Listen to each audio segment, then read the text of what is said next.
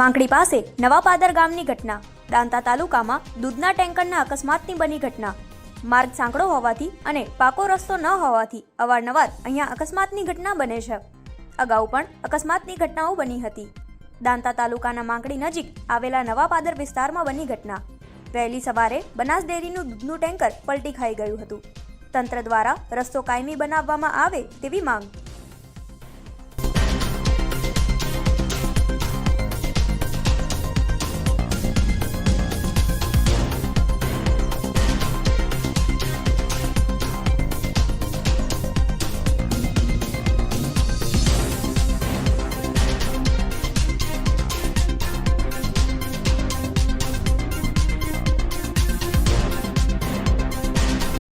ગુજરાતીમાં શેર બજાર શીખવા માટે આજે જ નીચે આપેલા નંબર પર સંપર્ક કરો.